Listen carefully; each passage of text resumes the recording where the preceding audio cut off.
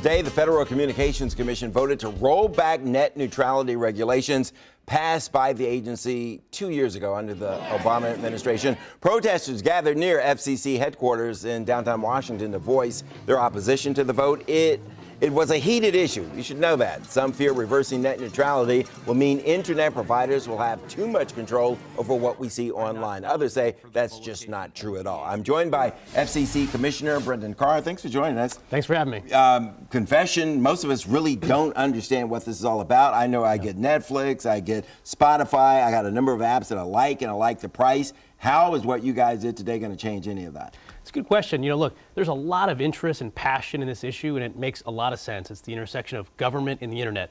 At the end of the day, what we did today was take a vote to repeal a 2-year-old decision to go back to the same regulatory framework we had for the internet in 2015 and for the 20 years prior to that. What was wrong with the internet? What did you feel needed fixing today? Well, the 2015 decision, the Obama-era decision, was an unprecedented decision to apply what we call Title II regulations to the internet. It's a heavy-handed set of regulation. What we saw in the last 2 years was investment in broadband networks declining, deployments put on hold, and innovative new offerings put on the shelf. So what we can do is go back to the 2015 framework under which consumers were protected without the harms that we've been seeing with Title II. So Brendan, help me understand this. University of Maryland poll found that 80% of the people do not support this decision. Are we all misinformed, or you're just not listening to us? I think in part there is a lot of misinformation out there, but there's wide room for people to disagree about this issue. Again, we're going back to the same regulatory framework we had in 2015. Consumers were protected. The internet thrived under that framework. Okay, there's a guy, Harold Felt. You know him well. He totally disagrees with everything you just said. Let's take a listen to what he has to say. Mr. Felt. We have a concept in our law that there are certain services that are so important, so essential to our economy, so essential to the way we engage with each other, free speech, that they have to be run in a reliable and predictable manner. We call these things generally public utilities. So we don't allow the electric company to decide if they like you or don't like you and let you get more or less electricity depending on whether they like you or don't like you. They have to generally provide everybody with the same amount of electricity, and when they have brownouts, they have to find a way to do it that's fair.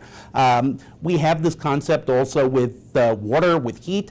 And we had this concept with the telephone. We never had a situation where we would say, well, okay, you know what, if you want to call Pizza Hut will pay so that you have really great phone connection to Pizza Hut.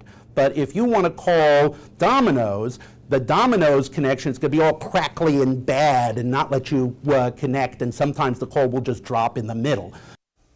How do you respond to that? Yeah, there's a couple of myths in there that would take some time to bust, but I'll say this. The idea that a lot of people are talking about is that repealing this decision gives internet service providers free rein to completely determine your online experience. That's simply not true.